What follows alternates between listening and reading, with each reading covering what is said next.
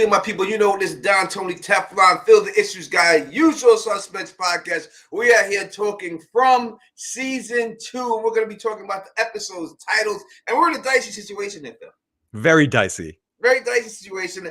We don't want to disrespect anybody or do anything. You know, we love the show and everything else, but we are in a dicey situation. We're going to get to that, and we're going to talk about that. We're going to let you, the audience, decide. Let's say what up to some people here is rocking with us. We got Emily up in the building rocking with us. Dave S. is up in here. Blessed Life is up in here. Blessed Life, hit me up on Facebook. I got to ask you a question. Good Guy Show System is in the building rocking with us right now. What up, what up, what up?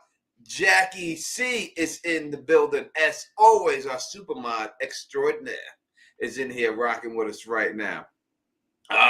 Adriana is in here. Luna Cascade is in here. Steve on the East Coast, not to be confused with Steve on the West Coast. Yeah. You know, it's in here. Mark is in the building. I see you, Marcus, up in here. Joshua is in the building with us. First time being live with us, Joshua. Thank you so much for rocking with us, man. Let's give us cheers if you could actually see it. to my Tony's invisible beer. Yeah. The green screen is making it a ghost beer. Yeah, my invisible beer here that I'm rocking here. You can also get yourself an invisible beer. Order it at teflontv.com at the moment.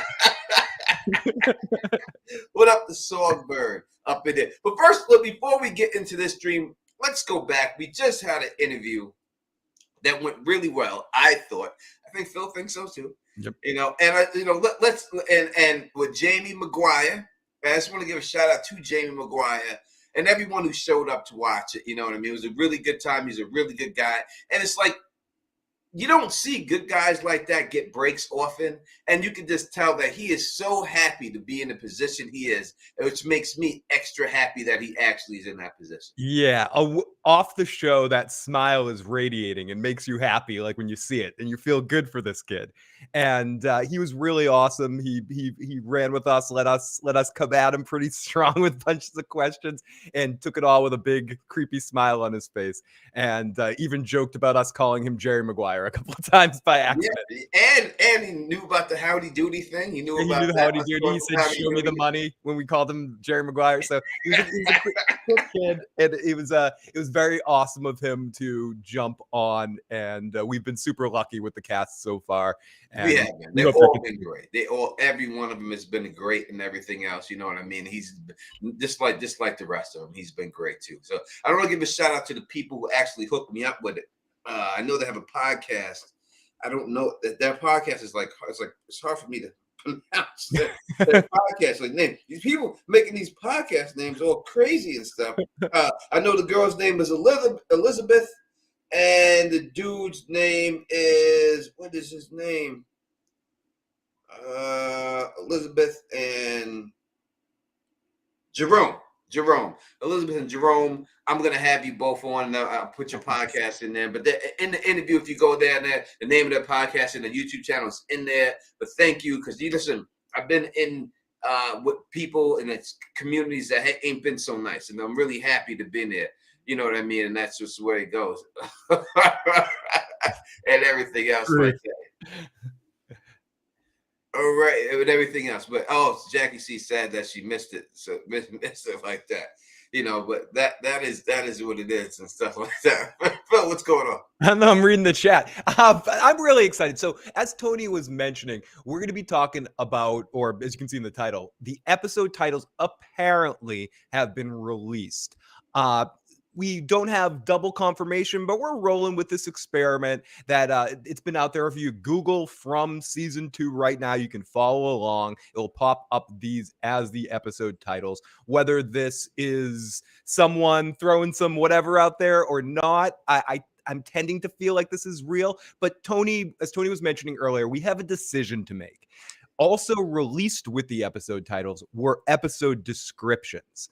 Yes. If depending on what you guys watching live have to say about it, we're going to either talk about the descriptions as well or just stick to the titles. So we want you guys to help us decide what to do, because we don't know what to do on this one. Yeah. So, you know, full disclosure, we and Phil have seen the descriptions. Yeah, we read them. Yeah, we read. And I'll tell you that I believe that all this is real. I don't think it's fake. It could be a fake site. I'm not sure. I can't really tell you that, but I think it's real. I think the way it's written is real. How this site got it, I don't know. You know what I mean? So it all depends up to y'all what y'all want and everything else. You know what I mean? So if you wanted both, we'll do them both. You know what I mean? But I do think it's real, and there's spoilers in it. There's spoilers in it. So just know that you will be spoiled for the show. There's no doubt about it. Like if you want to go into not knowing anything, we don't have to do it. We'll just do the episode titles. We'll go through that. We don't have to go through it and everything else. You know what I mean? But if not, you know what I mean? Y'all want to go through it, it's up to y'all. It's up to y'all. It's all up to you. You know, we'll do it. We'll do it wherever you want to do. Exactly. You know what I mean? We'll figure out the right vote to do here. Can we put a vote in the chat? Could you vote it? You can if you go to the. I have to do it. You can. Yeah, unfortunately, it won't let the. So yeah, you actually have to go to the live chat on the YouTube page and do it yourself. I wish they would YouTube. If not, you're watching this, but if you are, you should definitely add to let mods create polls. Just create polls. You should let mods do whatever the people want the mods to do.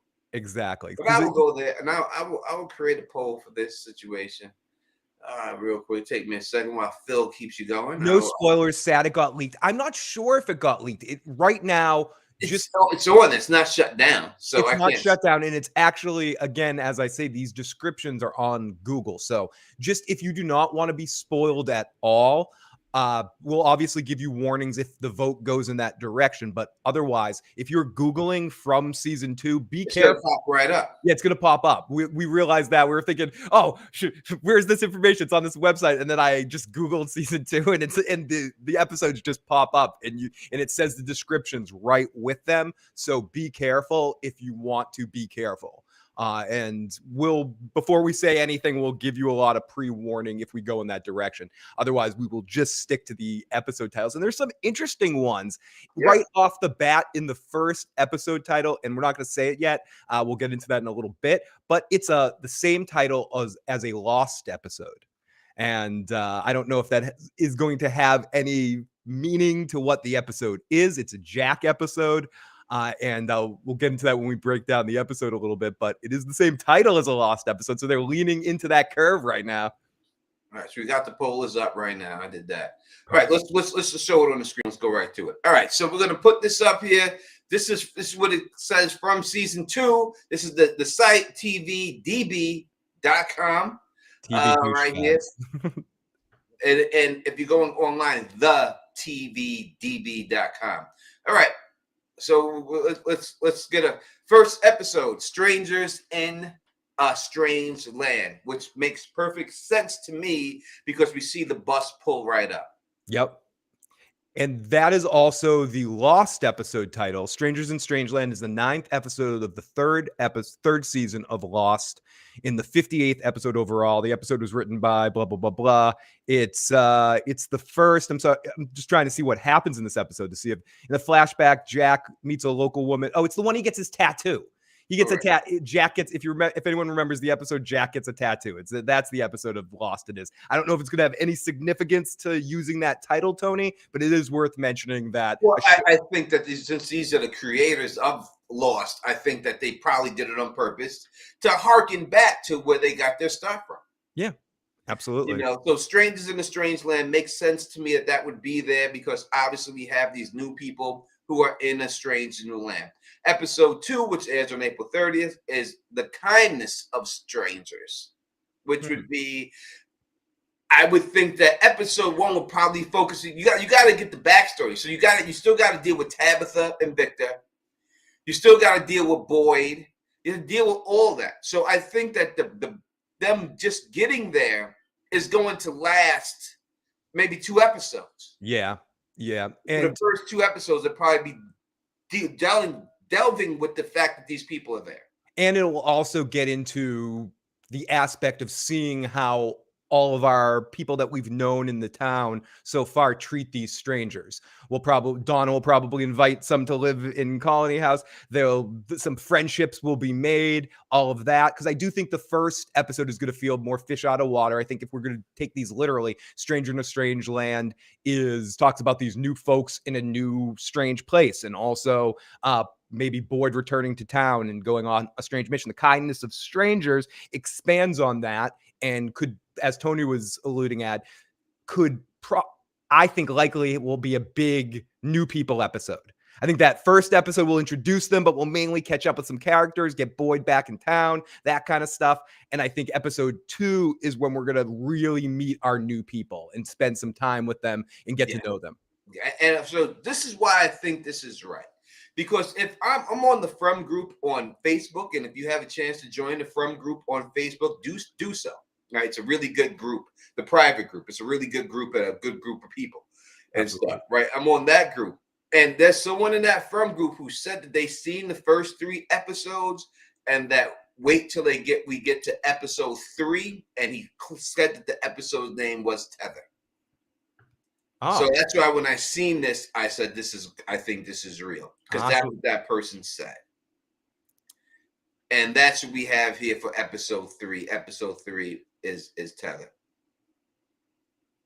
And then tethered means, like for me being dumb, tether means being tied to something, right? Like you're tethered to something, you're connected to it.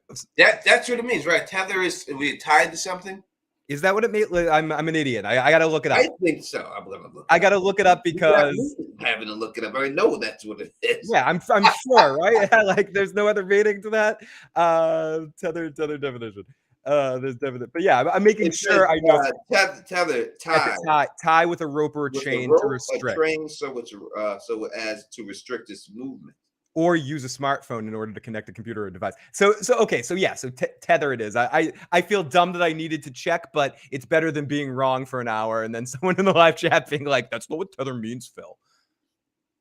Yeah, definitely tethered. So, but what's tethered? That's what it comes down to. Who is tethered? Listen, I've said from the beginning, I've told you that at one point they're going to have to capture one of these monsters to kill it. Maybe that's what's going on. Maybe in episode 3 they catch one of these fuckers and tether it, and that's the way it goes. You know what I mean?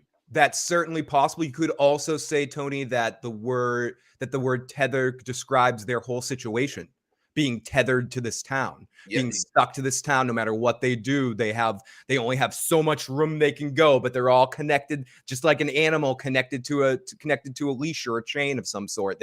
They're tethered on into this town. So that could have a lot of possible different meanings. But I tend to agree with you, Tony, that that needs to happen at some point this season. We need to. They have to. There's no way around. And what up to my man Fernandez T up in the building, man? I see you, bro, and everything else. All right, the next episode we got, episode 4, is This Way Gone, which is a weird way to say that. This way gone? Like it try to say that in a sentence. Those expressions that make it say, this way gone. This way is gone. Emily says tethered to reality. I could see it being a situation like that too. Tethered 100. To reality and everything else. Again, I have a full description. I mean, in all full disclosure, Tony, I'm enough of a, dude, where's my car, to like not remember it right now while we're having this discussion, but I did read it, and I do know, like, I more know the last couple of descriptions. But it's not going to give you everything away. Like, I have no idea what tethered means. It doesn't say anything like that about that in the descriptions at all. It's not going to give anything away like that. If anything, it raises more questions. There's only a few things that, if you were wondering about, it does give you the answers. Luna says, I don't think the tethered would be literal. Right, like when I'm saying tether would be literal, to tether to the town. I could see it, Luna, not being but I think if you it's a specific word that they're using here. They didn't have to use tethered. They could have put chained. They could put something, right? So they're saying tethered for a reason, I think. They could say locked up. They could have said a different thing, but the fact they use the word tethered, I think it means something. You know what I mean? Dave S. says that they are tethered to the town physically and metaphysically. You are correct that they definitely are. It could mean that. I'm not telling you that it doesn't. I would not say that, you know what I mean? But it could mean that. Yes, and call in your theories, as Jackie C is telling you, at 781-990-8509. Please call in. We like it when you call in. Please do so. All right? This is a call-in live. This is community. That's why I'm asking you what you want to do. It's my channel. I can do what I want. I can just put shit up there, but I would never do that to y'all. Because this is my channel, this is our community. And I go by community rules. And that's what it is. What up, Anna? How are you? Thank you for joining us and everything else. Joshua, I think what we're doing is we're going through the episode titles just to let people have something in case they don't want to see that stuff. But going by we'll go through all the titles. Then by the time we get to the end, we'll look at the poll. Whatever the poll says, we'll do. So exactly. And but by going by the numbers so far, Joshua, you're gonna get what you want. Yeah, that's the way it goes. All right. So the next one said this way gone. This way gone. To me, it's hard for me to think, but it would be this way and you're gone. If you go this way, you're gone. Yeah. It's hard for me to even think of what that would be. Again, for me, I'm probably thinking too literal. I'm thinking this way gone, meaning this path is gone, meaning if they thought that they had a way out, but it ended up being blocked off in some fashion, and they're realizing that they're continuing tethered. If we're going to go by trying to find a meaning throughout all of these titles, but I'm reaching there, but in my mind, it's this way gone. I'm thinking of a blocked off path. Like they think that they have it, and it ends up being like an empty a roadblock of some kind. Aaron could be right here, tethered. The guy in chains with the long beard. He is tethered to the wall. Oh, he is. He absolutely is. Thank you for the super chat, baby. Right here, it says this show is fantastic. Thank you, Teflon TV One. No, thank you for the super chat. And this fantastic show is brought to you by you, the people. And it's all about you. But thank you so much for the super chat. Truly appreciate it. I'm horrible. Every time I see the word fantastic, I say it in my head like Arnold Schwarzenegger. That would be fantastic. No, that would be fantastic. That would be fantastic. Some is a fantastic show. Sorry, it's bad. I'm bad. I'm sorry. I'm bad. I'm goofy. That's all right. Let me, I'm going to pull up. Let me look at from, because people are saying, what would let's do that thing from season 1. Let me pull up the names for that. And good guy, we take voicemails. Sometimes we'll take live calls, but not often. Usually, people can call in. Yeah, you can call in. Go ahead, good guy system. Please call in. And tethered to each other or the place itself, says Lauren in the live chat. And I can't wait for these theories to come to fruition. I can't wait as well, Fernandez. We have not much time to waste, less than a month to the premiere. I believe the premiere is on April 23rd. Tony will be doing a pre-show. We got to talk about what time that comes out, because I don't know. This show isn't released at a certain time, right? It doesn't release at midnight on the 23rd. I'm not sure how MGM does things. This will be my first year watching it live, so I'm not sure the timing. That we'll have to figure all that out. But I think we'll do a watch party stream of some sort, and then an after show over at my place at some point throughout the premiere days. But if they come out at midnight on the 23rd, we could do them in the morning if we want. We're not going to, but we could do them in the freaking morning on Sunday if we wanted to. All right. So the first season 1, the first episode was A Long Day's Journey into Night. Second one was The Way Things Are Now. Third one was Choosing Day. Next one was Rock in a Far Away. So when we look at these titles so far, everyone is literal so far. A Rock in the Far Away is when Victor put the rock in the faraway tree. Oh, so that's like literally literal. Choosing Day is when they had to pick what house they stayed at. Right? The Way Things Are Now, that's when they make it back to Comedy House and they have to realize that this is the way things are now. Their life is that now. Going forward, number 5 was Silhouettes. Sarah recovers at the clinic. Boyd begins to suspect that the town itself can cause some type of physical reaction due to Sarah's and Ethan's seizures. That's Silhouettes. Number 6 is Book 74. That's when the priest said that was the next chapter in the book that he thought it was. So that was literal. Okay. Number 7 was All Good Things. That's when they heard the voice in the tower. Number 8, Broken Windows, Open Doors. This is the flashback one of Boyd and his wife. Number 9, Into the Woods, is when Boyd goes into the woods with Sarah. And 10, Oh, the Places We Shall Go. So to me, the titles mostly seem literal. Yeah. Like they're giving it to you in the title. If you just have to figure it out. That's what it is. That's the way. So I think these titles look. There and Back. What up to There and Back? I don't think I've seen you here before. So let me give a shout out to There and Back, rocking West right, and Big Daddy up in the building. There and back again. Sorry, great Hobbit name if that's where it came from. And Tony, to your point, tether, and we said This Way Gone could literally mean what I'm saying, where it's just a roadblock. Tether could mean someone is tied up. Someone's locked up. Someone's locked up, and Lullaby could be someone sings a song. Like there's a episode. Well, Lullaby to me means good night. You know, like when I look at New Jack City, right? That great movie New Jack City, she would always say "Rockabye Baby" before she shot him in the head, and Nina would say, "Sing this motherfucker of Lullaby, Rockabye Baby." So this could be, when I look at it, Lullaby. That's what I think of. Someone could be getting got in this situation right here. And if we go to the next one, which I'm not going to try to pronounce, you can try to Passa de Bois. Less Lives, or it's a song in the music box. It could be the song in the music box. It could be a lullaby too. And in fairness to the song in the music box, if we go to the next episode title, number 6, it's Pas de Deluxe. Pas de Bleu. It's a friggin' dance duet in ballet. It's typically a male and a female perform ballet steps together. The Pas de Bleu is characteristic of classic ballet and can be found in many well-known ballets, including Sleeping Beauty, Swan Lake. So if we go to the music, if you go reflect off the music to think about the Pas de Bleu or whatever, sorry if we're destroying the French. Dancing goes with music. Going back over the music box, the lullaby, and ballerinas. It could be 1998 champions, Rockabye Baby. You know it. You know, what up, 1998 champions? Haven't seen you in such a long time. 1998 champions rocking with me since I started this channel, man, from way back. You know what I mean?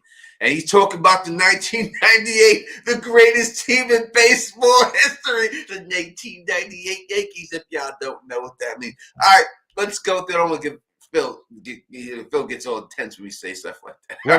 What happens? What are you talking about? You talking shit about the Red Sox? I don't know. We're just talking good things about the Yankees. Yeah, sure.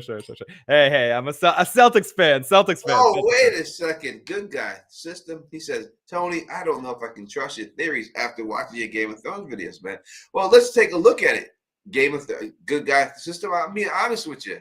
I've gotten more stuff right than any Reddit person, YouTuber, or theory crafter in the whole game. And that's facts. You can go back and watch those videos to see it. That's facts. That's what it is, bro. I didn't get everything right, but I've gotten more right than any one of them YouTubers. You name them, got more right than them. But I'm not going to go into that right now. Next one is Belly of the Beast. Again, that makes me think of jail, prison. That's, the belly of the beast, or in the dragon's lair. Yeah, or exactly, like setting on a mission to go into the dragon's lair, maybe another mission into the woods looking for, or back into the catacombs that they were in, that Victor and them were in. Or where Tabitha and Victor ended up. Yeah, it could be going back up in there. You know what I mean? It could be a situation like that. You know what I mean? Next one is Forest for the Trees. So that's a play on the words. You can't see the trees through the forest. Yeah. When you can't see the forest when you're in the trees. Something like that, right? So I'm fucking drinking. So it is what it is. We're not looking at it. Basically, it's not realizing the thick of what you're in because you're in it. Basically, not realizing the shit that you're dealing with because you're in the height of it. You don't realize sometimes you get through a bunch of crazy stuff and you look back and you go, oh my God, I can't believe I was in the midst of it. Yeah, it's like when you're inside of a forest and shit and you have to go to the bathroom and you say, I got to wipe my ass with this leaf, and not realize that leaf is fucking poison ivy. Yep. And then your ass is all fucked up. And your ass is fucked up, and your ass is poison ivy down. And that's just terrible. That's what this title means. Top tier CJ, thank you so much. That's what it means. That's what that means. That someone's ass is gonna get fucked up. Yep. No doubt about it. Next one is Ball of Magic Fire. Now look, we could run with this here. Goodness gracious, great balls of magic fire. Woohoo!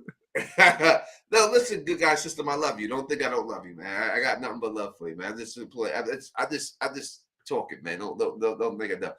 All right, goodness gracious, great balls of goddamn fire. Now this is Balls of Magic Fire. Now, listen. Suck on my chocolate. Now, I don't know who is saying here. You know what I mean? But if people think this is magic based, that this is, I know a lot of people into the Norse mythology, the Fays are the ones behind this. I would say this would be for you right here. Again, and next one after that is Once Upon a Time, which seems again like a storybook. Yep, storybook. Right. So both of those things could be a situation, but Ball of Magic Fire could be a meteor. I mean, is it someone shooting magic fireballs? Could the children of the forest be showing up and they're behind all of this again, Tony? Because it'd be the children of the forest with their balls of magic fire. And Luna says, can't see the forest means you can't see the forest for the trees. You can see the big picture. I think it would more mean that you can't, right? See the big picture. I thought, but I'm not. But I'm not positive. I'll yield to a person that's not drinking at the moment, I guess. Yeah, right. We don't know what they're doing. Yeah, we don't know what the hell. We're playing the what if game with episode titles right now. We don't know. We don't know dick. No, but yeah, but two very interesting fantasy oriented titles there at the end with Balls of Magic Fire and Once Upon a Time. If this show ends up being nothing more than a story Ethan made up, I'm running outside and punching my neighbor.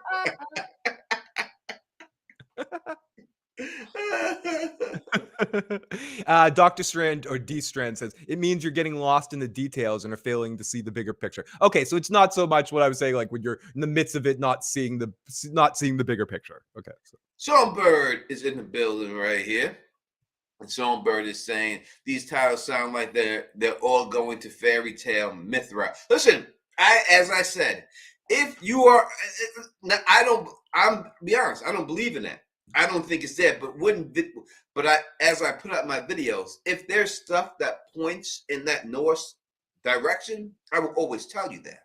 Even though that's not the theory I believe in, I put the facts, let the facts lead me where they go. I don't just put stuff out there and not put stuff out there just to suit my theory. I put everything out there. And if it leads towards that, it does. I don't think it does. It's not, I don't think there's going to be a Hammer of Thor or anything like that. Me personally, I don't think that's really, but I do see why people would think that, because it does seem to end. And as I said, these last two titles of episodes would make you think that that's what they're talking about. Yep, absolutely. Tony, we do have our first voicemail of the night. This is from area code 613. All right. Hi, my name is Jessie and I'm from Ottawa, Canada. And I would like to know, what do you think made Boyd go out at night? Do you think that there was something worse where he was, that he felt like it was better to take a chance at night with the monsters? Thank you. Good question. Yeah, I explained this in my video, my Boyd video, if you give a chance to look at it. Me personally, I think that when you see Boyd, he comes out, we see the picture that they release is a string, a rope that gets down into the whatever you want to call it, the chimney or the well that he's down. So obviously he pulls himself out, someone puts that rope down to him. When he pulls himself up there, it's the same exact rocks that the guy that's chained to the wall is at. So obviously somehow that guy with the chain to the wall is the one who got that rope down to him. Then you see, if you look on the picture on the side, you can see that the fire that's holding the guy chained to the rope that's onto the wall is the same sconce that we see him at with later on in the trailer. So somehow he goes from that guy and he leaves with that fire after that. At the time after that, you see him walking through the woods with the monsters out there, and he puts in the fire, it's not lit. So I'm thinking that whatever he does with that guy, he does. He leaves, and when he sees the monsters, he puts the fire out because he doesn't want them to see that, Mhm. and he just tries to escape. That's the way I view it. How do you view it, Phil? That makes a lot of sense. I haven't thought too much about it, but I feel like there's also the best way to get someplace sometimes is out and right in the open, is during that time where they wouldn't expect you to do that. So I'm thinking maybe he's just trying to get the jump on the situation a little bit. Luna says Tony can't see the forest for the trees. The monsters are the big bad, that there's another overlord. Could it mean No that doubt. There's no doubt, and we've gone through this before. That there's other people involved, right? So you have like you have the monsters, and you have Sarah say that she had a voice that was talking to her. Mhm. So that's two people right there, the monsters and the voice. And the voice that was talking to her said to her specifically that they're being held captive also. So that means there's a third person, because it's not the monsters that's holding them captive. It's something else. So there's at least three people, three different groups that we're dealing with right here. So yes, I do believe that there's someone above them that's holding all of them in place. And what in the hell is the boy in white? Yeah, and the boy in white. Now, someone left a comment on one of my videos, and I don't know if you watch my video, I'm not going to bring it up, but he left a comment about the boy in white. I don't know if it's true or not, but he left a comment about it. I don't believe it. Big Daddy has a question. Do you think, since they're using a lot of Lost and From titles, do you think creatures will end up being more like the smoke monster from Lost? And the smoke monster from Lost is actually, a human that converted into a monster form on the island when battling his brother for good versus evil rights.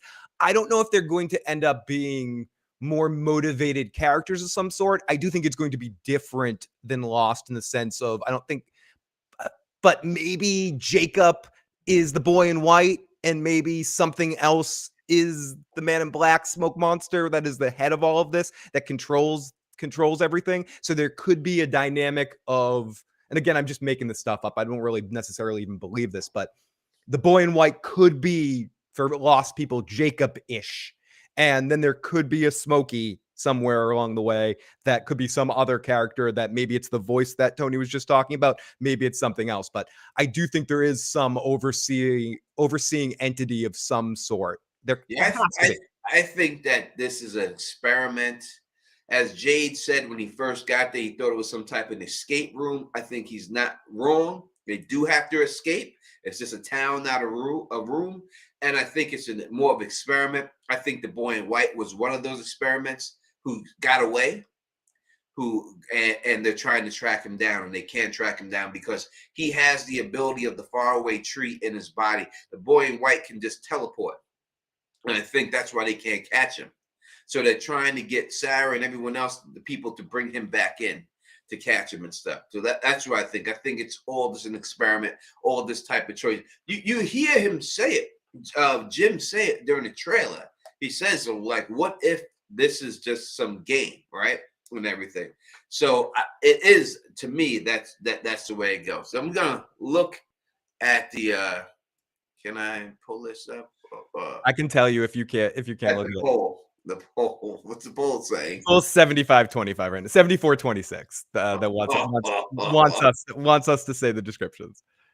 I don't even want to leave because I'm going to say the descriptions. But if the people want it, then that's what it is. I know people put in Epics. It's not Epics anymore. It's MGM Plus. So that's what it is. There's definitely doing something to children. All those crazy kids that Tabitha sees. What I done? There's something going on with the kids. There's no kids in the town. I mean, people have been there for years, right? How many condoms do they have in Colony House? I don't think all these guys' pull-out game is that strong, especially the ones that I see, right? And, so there's no babies being born at all. Why is this? Why has not one baby been born this whole time? Or if there was a baby being born, what happened there? Big Daddy says Tabitha talk about her kid who passed away, because he fell off the baby chair when they were changing the diaper and stuff. So it could be something going on with the children. Big Daddy says, I think I noticed one pregnant lady. Emily says, what type of kid would imagine these gruesome deaths? Lauren says, number 1, creatures. Number 2, voices in prison. 3. Number 3, voice told Sarah to go back. Number 4, voices on the radio. I don't know if the voices on the radio, again, we've talked about this a lot. I think at least one of the voices of the radio is the guy in the bar. Do they have moles in the town? It makes sense that if there is some hierarchy system with the monsters, I think the people who ran the show said there was a mole. Did they? Okay, they're confirmed that there's a mole. You Then didn't say if there's a mole starting this season or next season. You didn't say exactly when. Doesn't mean there's one the first. It could be a mole second season. David in the live chat, speaking truth, Kenny ain't making no babies. Kenny ain't doing shit. Kenny ain't getting no ass, man. He ain't getting no ass, Kenny. And I promise you, if we ever get the actor who plays Kenny, I will say just like that to him on the video. And I'm going to just like that too. He's gonna everything. All right, that's what we're gonna do. I know people want to go. Everybody wants it and everything else. We'll go to the first one and we'll see how people like it. And if it's too much for people, we'll stop. I gotta pour another drink. Here we go. All right, episode 1. Okay, warning, spoiler. We don't want you to leave, but the first one doesn't get you too bad. This is the episode description. It's the description. It says it right here. Episode 1. Episode description. It says, in Sheriff Boyd's absence, Donna and Kenny struggle to manage the chaos as a busload of unwitting newcomers arrives in town. Victor and Tabitha go on a chilling journey through a nightmarish labyrinth of tunnels beneath the town. Sounds like they're playing some Legend of Zelda through this episode. They're going through the dungeons. Interesting, very very basic. That doesn't really spoil much, except to say that Boyd isn't in town. He's still gone. He probably shows up at the end of the episode, I'm guessing. Obviously, what we expect, Tony, Donna, and Kenny. Yeah, I think a lot of that is expected. You know, they're dealing with the people. Obviously, it would be Kenny, it would be Donna who's going to deal with them. And obviously, people are not going to believe. Who believes this? You believe in monsters? No, dude. No, who does? Of course not. Right. So I don't think that's blessed life. I feel so terrible. I don't want you to go. I feel terrible, but but unfortunately, I have to go with the masses, and the masses is telling me to read it. Ooh, sorry. If people don't want me to read it anymore, go into anyone, just let me know and we'll stop. But I think that's what it would be. I think that's pretty it's self-explanatory. It's like we're doing some surgery here. Just tell us if you need us to. What you gotta say? If you don't want me to do it, I'll stop right now. Big Daddy says, I still don't understand why the woman with porn stash baited him in. She got the colony's health. Why did she bait house and did not kill him right? Why did she kill him right away? I think, and Tony can talk to this as well. It seems like out of all the monsters, she's the most conflicted monster with what they're doing, right? Doesn't she seem like she's a little conflicted? Well, I think that it's more it's more of a game. Like they're playing a game with him. Like it was all about, like she could have killed him as soon as she went through the door, but she decided to kiss him. She decided to hug him. You know, it wasn't until he kissed his kissing skills were disgusting. It wasn't until that's probably made it kill him. She's like, man, I waited all this time for this guy kissing me like a 6th grader.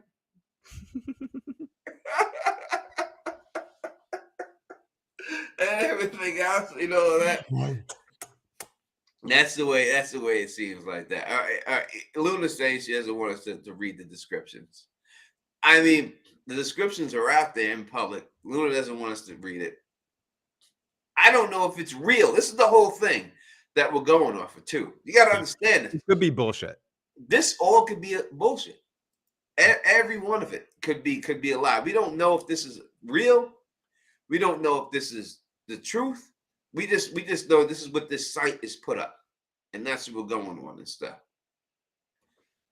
But I don't want Luna to. I love Luna. Let's see. Ooh, okay. So we haven't gotten into the second one yet. Okay, but yeah. So we did this first one. We did Strangers in the Strangeland. How does everyone feel? Should we continue here? Should we continue Yeah, along? we going on to the second one. Let me know in the chat right now. Well, we got to be like Rocky in a next round, 15. Let's do 15. You Big know, Daddy said she did act as there were no chemistry between them, and she decided to go after him. Yeah, I mean, so I guess that plays to what Tony was saying, that she was playing a game with him, or they were all playing a game with him. They enjoy maybe the more their blood boil and more game that they play, the better the kill feels for them. people, drought description is not spoilers, in my opinion. Call in with your theory, 781-990-85. Especially if you have a question, call in. It's better if you call in. We could definitely see it if you call in. So definitely try to call in there in case we miss it. You know what I mean? Just going up. No one's saying not to do it. So let's just go to the second one right now. Okay. The second one, episode 2, Kindness of Strangers. Description is a tense night in the diner as the residents and newcomers wait for sunrise. Fear permeates the wreckage beneath the Matthews house as Jim and Tom struggle to keep their panicked bus passenger quiet. Yeah. And again, a couple people in the live chat saying they're not spoilers, they're outlines of the episodes. I say keep going. Yeah, who reads descriptions all the time? I just push play. Descriptions is not spoilers in my opinion, says Drought. So it seems to be, again, 75%. It's right 75-25 right now. 75-25. Yeah, it's not going to. I mean, this is a spoiler. There's some spoilers in here. So I mean, it's a spoiler right here. Well, it says right here in the spoiler. It's so it says that permeates the wreckage beneath the Matthews house. I told you that was the Matthews house that went down. People were saying it wasn't, but I told you it was. So now we have confirmation that that's the Matthews house that goes down there. And it says Jim and Tom struggle to keep their panic passenger quiet. So Tom, who's Tom? Tom is the Tom. Is Tom the bartender guy? He is the bartender. So maybe Jim and Tom are in the bar with a bus survivor, and he's fucking panicking, going crazy inside, and they're trying to keep him quiet. It could be a situation like that. Yep. And also the wreckage beneath the Matthews house could mean that Victor, and again, this is speculating. This isn't spoiler. This is speculation. No idea. That Victor and Tabitha get into some shit and destroy some stuff in those caverns underneath. And there's a wreckage up beneath the Matthews house where they went down into. So it could say that something intense happens with Victor and Tabitha in the previous episode. Yeah, it could be a situation like that. But obviously, so we know that the Matthews, Jim and Tom will be together at some point, and there's going to be one panic bus person quiet. Yep. And Kill says maybe Tabitha knocked those Jenga blocks over and their house fell down. It could be. And Laura says, why did Sarah have to kill Jade's friend? She let the monsters in anyway. Why was she killing him? So important. Does she have to sacrifice people? Again, that's part of the game, I think. They enjoy. Right, so, yeah, they told her that he had to die. And my next video, I'll go into more. If you watch my last video, I put stuff up there about that whole situation with him, of why he had to die. I put that in my last video. I put exactly why I feel like she was told to kill him. And Big Daddy says, do you really think there's something with the bartender? I mean, I think they want us to think there's something up with the bartender. The episode. Yeah, they want us to think there's something up with him, but that could mean it's too obvious for him to be the mole. He could just be an asshole. So it's very, very possible. Sometimes shows do that where they make the obvious mole just a dick, and it's who you wouldn't expect it to be. So maybe he's just one of those guys that doesn't want hope, because he's like the dude in prison that gets pissed off when someone's talking about their release day. He's like, no, I'm here for life. I don't want you to talk about escaping. It pisses me off. And he could just be like a killjoy kind of guy. All right, let's go to the next one. Tether. It says, Kenny and Ellis make a grisly discovery out in the forest. Boyd struggles with the reality of what's happening to him. That's spoilers too. Yeah, that's a lot right there. And I do kill. I actually think Fatima might be the mole. I'm feeling like Fatima might be the mole. Leave Fatima alone. I don't know. She's there. There's some shadiness that she's not letting out. It seems like in all of her interactions, there's something else going on, and so that's why I think she sets off my it could just be all the weed too, but it does set off my mole detector. Oh, well, so Kenny and Ellis make a grisly discovery of what happens. Discovery out in the forest. Boyd struggles to reality of what's happening to him. Now, listen, I'm gonna be honest about this. Now, I did a video back in the day. You go watch the video and everything else. I just did a video. On Boyd. And in that video on Boyd, I told you that his veins look kind of thick, and that he wasn't looking at his hand like it was shaking like that. Unless that's what they're talking about. Could they be talking about his Alzheimer's setting in? Yeah, or some sort of. I wasn't sure if it was Alzheimer's, or Parkinson's or something like that. I mean, Parkinson's. My bad. It could just be that it's Parkinson's setting in that bad. It could be that, but the reality of happenings, it could be the Parkinson's. Yeah. Jackie C saying Boyd going crazy. It could be Boyd could have gotten a vision or an understanding about the situation and what's to come, and he knows that something inevitable is about to happen that he can't stop. Again, this is not spoiler speculation kind of stuff. Glenn Carter is with you on this one, Phil. So I agree with you. Oh, nice. He's with you. Got someone on my side. Damn it. But as for what Grizzly is Tethered is the name of the episode, Kenny and Ellis make the discovery. Out in a grisly discovery out in the forest. So when we look at that situation, it couldn't be somebody eaten by the monsters because they've seen that before. No. It has to be something worse than that. Unless it's grisly is the word being used, right? Bear? No, I'm sorry. If there's a monster bear, like a cocaine bear, let me tell you something. Cocaine Bear is in this fucking show, and Cocaine Bear comes out there. That's it for me in the show. Tony, not to mention the lost people will have that post-traumatic loss disorder because of the polar bears on Lost. It can't be a bear. That's why I'm thinking. It can't be Cocaine Bear. I'm not. It can't. Jackie C's saying dead body. It can't be dead body unless it's a dead body of. They've seen dead bodies before, so that wouldn't be grisly, right? It has to be something else. They could, but they find a murder scene. It would have to be a mass murder, like tons of graves. Yeah, it has to be everyone, like a body count of 80 people there. It could be one of these children, one of these half converted into monster children. That would be a grisly discovery. The first town. That's interesting, Emily. Like a previous town. If we go by this is the Matrix where this has been done several times before. That we see the first scene. The grisly discovery could be something to do with discovering where all the monsters are, like where they sleep at night, during the day, where they congregate. I guess that could be grisly, but again, that's more of a grisly sounds like gruesome to me. Gruesome, like it's a horror scene of some sort. Yeah.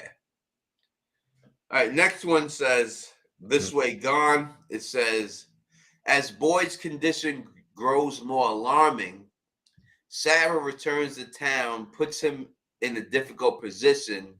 Jim shares a troubling new theory about the town. All right, so I think we heard Jim's theory in the trailer. He says that. I think that's what they're talking about there with that point. Sarah doesn't come back until this episode. She's not going to be there for a while. Is she the one you think that helps Boyd out of his situation, and then she stays in the woods? Like, who helps? You had mentioned earlier that you possibly think someone lowers something down for Boyd to climb out. Who do you think does that lowering? I don't know. She could be up there. It's quite possible. It could have been Sarah. Could be her. But it says Sarah's return to town. So she could be in the episode with Boyd, lowers the rope down, but doesn't go back with him. Stays with the boy in white for some reason, She maybe. stays there or something like that, and then he goes back. And I want to go back to our last one just for a second because Songbird has an interesting one because I did think spiders for some reason. It could be dead people in spider webs begging for help, like half alive people where the spiders have people hanging out there. It could be more to do with spiders for sure. Luna's still with us. Thank you so much. I didn't want Luna to leave. I don't want Luna to leave. I don't want Luna to leave. Don't leave us, Luna. It also says Jim shares a troubling new theory about I think it's the theory that he says in the trailer. Remind me, what does he say in the trailer? I'm gonna pull it. I'm gonna play it for you. Let me read a couple of comments here. Lil says, I would have think that Sarah would be with Tabitha and Victor, but it does seem to be a little arc for the three of them. Yeah, I'm just wondering where Sarah goes. So the last time we see Sarah, she's running with the boy in white, and boy gets sent into magically sent into wherever the hell he is right now. Yeah, I don't remember Jim's theory either, Luna. Tony's pulling it up right now. The town has to be there at least by 1905. There was a gas station there. We've talked about that for a little while, Big Daddy, in the sense of how long has this town been going on, and it's been a long time. Yeah. So this is what I think the theory is that they're talking about right here in the trailer. I wonder if maybe that's the point. I've seen a lot of people pushed to their edge. You ever wonder if maybe that's the point? Did you hear that? Yeah, so that this is just some sort of gigantic stress test for people. This is some Squid Game. Yes. As he says, I've seen a lot of people pushed to the edge. Remember, think that's the point. And if you watch in my last video, I go through all this stuff. Please watch it. It's a really good video. I took a lot of time on it. Pastor Byers, thank you so much for subscribing. Welcome to the family. You know what I mean? But I think it could be. And I have a theory on it that I put in there that if you go take a look at last video, I don't give it away, but it's something that's written on the chalkboard that's behind Toby when he dies. And I put it in there. So go check out that video, man. Please check it out. I think I did a pretty good job on it and stuff like that too. So yeah. So when Sarah comes back, she's definitely got shit to answer for. No one knows that she killed that she's the reason killed Toby, the reason why Kenny's father is dead. I don't think people know that. Boyd's the only one that knows that, right? What they do, yeah, he's the only one. But what they do know is that she tried to kill Ethan. So, is that what they're trying to hold her accountable for? Maybe, but you got to also wonder again how much Boyd is going to hold any weight to that because he's had somewhat of a bonding experience with Sarah, and if she is the one to save him too. Well, it says that Boyd's condition it puts him in a difficult position. Where is it? Okay. Boyd's condition grows more alarming. Sarah returns to town, puts him in a difficult. Okay, yeah, because he's probably on her side at this point, Yeah, and everyone in town is like, "What the fuck? Sarah's a murderer. Why are you supporting her now? Because she was brainwashed. Because she was this, and she's fine now. We need to trust her." And it's going to be a weird sort of thing where he's trying, while he's dealing with his health issues, he's trying to sell her to the town, and it's not working. Yeah, so I don't know. It seems that's weird. It says originally aired May 2014. Right. Yeah, because it's set up for so that's actually when it's airing.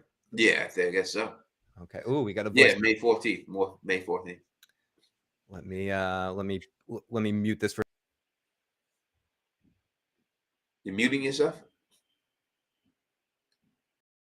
All right. I guess we'll continue. I guess it's I just needed to check the voicemail. Got a voicemail from area code 630 whenever you're ready, Tony. Yeah, let's listen to that before we go into next. Okay. Hi, Phil. Hi, Tony. I just wanted to say Tony's last video was hot fire. I have been rewatching the series, just trying to figure out who the Kramanako is and who's the lonely dragon. Oh, it was just so much fun going through, and I have so many theories on so many different aspects of the series. I did want to continue to call in. I don't want to spit out everything because I think that would be way too much. Because I like Phil says, I have issues with certain things. I have theories. I love it. But I did want to say,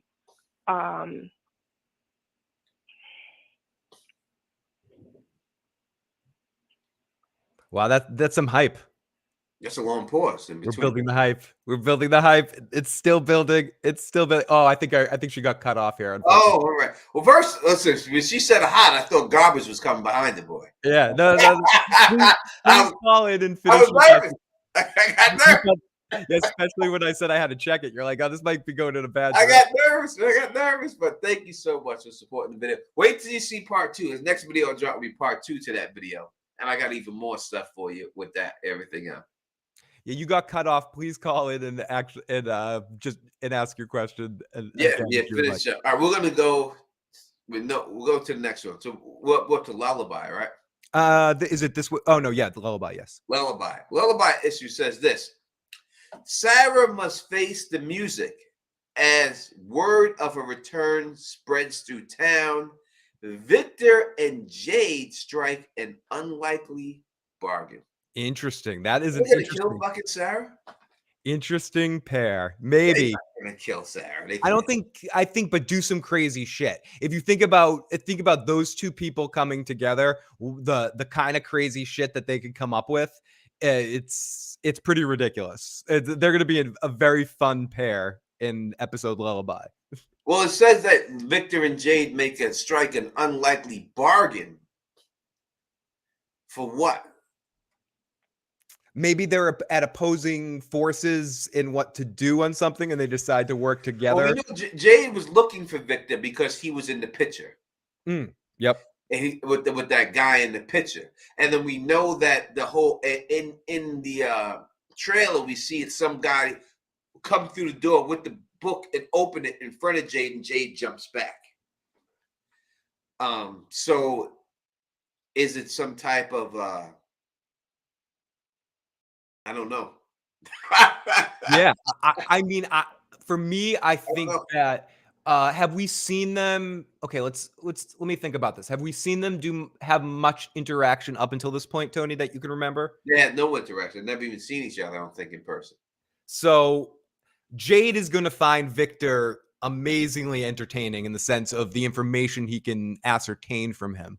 So they're probably just going to come to some unlikely bargain, meaning that they're unlikely people to come up with a plan together because you got the eccentric Jade, and then you have sort of the out there non-social Victor. But when they come together, it's going to be dangerous.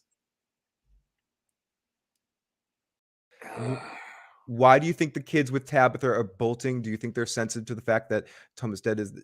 I'm not sure about that. We do have the. Let's get to area code 630. We have the other half of the voicemail. Hi, I'm sorry. The first time I called, I got disconnected. Something happened. But my name is T-Bill, and I'm from 630. I had wanted to say that I really feel that Sarah is the criminal, but I see why, Tony, I see why you chose Tabitha, and it makes sense. It really does. But I feel like some of the characters play different roles with the playing different things. Like I feel like Boyd could be the lonely man with some of the things that he does, and but I also agree with you with your choice for the what is it, the lonely dragon. I could see why you said that, but Ethan, I feel like he has powers to see more than most people, and I think that's why they wanted Sarah to kill him. But I'll call back with other theories. But you guys are doing a great job. Thank you so much. Bye. What do you think about that, Phil? Thank you so much. I think people need to check out Tony's most recent video. A lot of stuff. Listen, I'm gonna be honest. A lot of stuff right now that they are saying in these descriptions, I predicted, and I'm right. I mean, it's pointing towards me. I told you that was the Tabitha and them's house that fell down. That's been predicted that was right there. That's one right there. I think Boyd has a condition. It could be the Parkinson's, but it could be the condition that I'm telling you that he has. I made a video saying, what if Boyd's turning into a monster? What if that's the case with the spider bites? Yeah, They he turn wasn't. into a monster or something like that. It could be something. I told you in that video that his veins, they look a little thick in his arm, but he's not looking at his hand for the Parkinson's disease. He's looking at his arm. Something's going on. Maybe he's getting, I said, maybe he's getting messages now, like Sarah was getting messages because he's looking at his forearm. It could be a situation like that going on, or it could be the Parkinson's. It could be one or the other. And the spider bites absolutely could be a way of the bad side inflicting people into getting visions and getting thoughts and being wrapped into the monster net, in threat of a better way of saying it. So that's definitely a possibility. The condition might be something else that he develops post the spider bites that has nothing to do with the Parkinson's.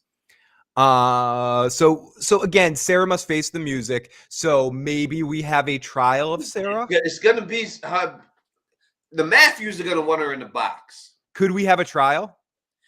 It could be a situation like that, but I don't think that they can kill her because the bottom line is the only person she hurt is herself because she killed. Well, they were gonna kill her, right? And Yeah, that's why the father, Khatri, saved her because they wanted to kill her. They wanted to, yeah. They I wanted mean, to put her in the box. So it says, thank you, Little Wandering Wind. Wanda Wind, thank you for subscribing. It says Sarah must face the music. Listen, what does that mean? Face the music, like you got to get your ass in the box and die. Me personally, I don't think you can kill a character like. I don't think she died. I don't think that she's too important to die. She's the only other one getting these messages. You can't kill her off. no, she's too locked into the situation. There's no way you can kill her off. I can't see them killing her off. No, you need to keep her. You need to keep her. She has a line. No one does what she does. Yeah. You want that person on your side, so it's like having a bug in the enemy camp. It's you have someone that's locked into it that can, if you can turn them and have them be on your side, they can use that information to help you, not hurt you. Little Wanda, when you're correct here. Neither theory why the talisman always ended up in the ground after the entry. It was picked up off the ground after mom and girl were found dead, and the nurse in Kenny's PA. That's right. So when the talisman is hung up, it works. If it's on the floor, it doesn't work. So she had to throw it on the floor. Could they say that? Could they put two and two together and say, listen, Sarah, everyone died here but you. And the talisman was on the floor. How come you didn't die? Did you put the talisman on the floor and everything else? Again, another interesting thing I think that is that when we asked the Smile Monster, when we interviewed him, is the monsters eating people? I think it was an easy answer for him to say yes, they were. Yep. And he didn't answer that. He's like, I don't know. That was one of the answers where he seemed to be like, I don't want to say the wrong thing. Yeah, like he stopped in track. Not that we were trying to gotcha him or anything like that, but I thought it was easy. No, and I don't think he thought that either. I think I didn't think it was going to be a hard answer. I think there was something. But now that he said that, now it makes me think about stuff. I think he knew he didn't want to say anything. And when it was anything about specifics, he was just like, I can't talk about that. Listen, because really it's the organs that they're eating, right? It's not anything else. Because every time we see them, the victims with their rib cages up, but the organs are. Listen, is this a organ drive? Is that what's going on here? Are they putting kidneys in their pocket, Phil, and walking away? This could all be some here right now. This is all some nip tuck scam that they're working this whole game that they're playing just to get kidneys and livers and sell them on the black markets for hundreds of thousands and millions of dollars. Tony, have we uncovered it? Is that what they're doing here? And everyone has a different blood type. That's why they're bringing them in because I think you have an alternative to your alien theory. I think it's happening. We might have something else. Finally, but see, reading these descriptions has led to good things. Little Wonder, it was on the ground as well after the mother and daughter, though, too. Yeah, any time that. All right, so after the mother and daughter was two. That's a difficult situation to answer there too. All right, so let's look at that situation. So when the little girl was killed in the first one, Yeah. she opened the window and she came right in, the mom, the grandmother. You have to figure that that it was it was still attached to the wall there. That there was no reason for it not to be attached to the wall. But so even when even when the talisman was attached to the wall, when the window was open, they came in. Now, we've seen these monsters rip through, when the guy was in the box, rip through the walls in the box pretty easily.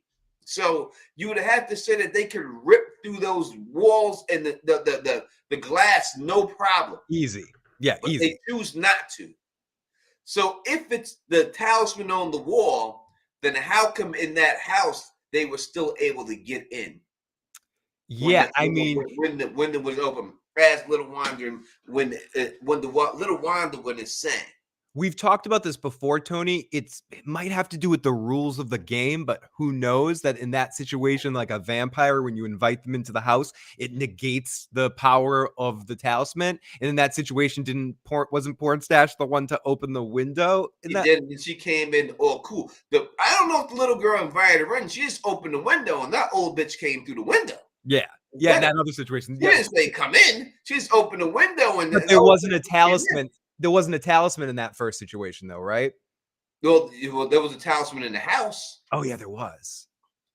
And that's what Lil say. That's what Lil Wanda and Win say when they found the talisman was on the floor for some reason. So they pick up the talisman and throw it on the floor right after and say, "Fuck your talisman." We don't respect your colors here. Fuck your. They do fucking some Rick James shit and some fuck your couch shit to the talisman. Fuck your talisman. Cocaine's a hell of a drug. It sure is. All right. Let's go to that. That was Lullaby, right? Yeah, that was all about. I like Pass de Dux. Pass de Bleu. All right. It says tensions run high at Colony House. Oh no, they ran out of weed. Oh no. When Worse. word of the coming food shortage leaks out.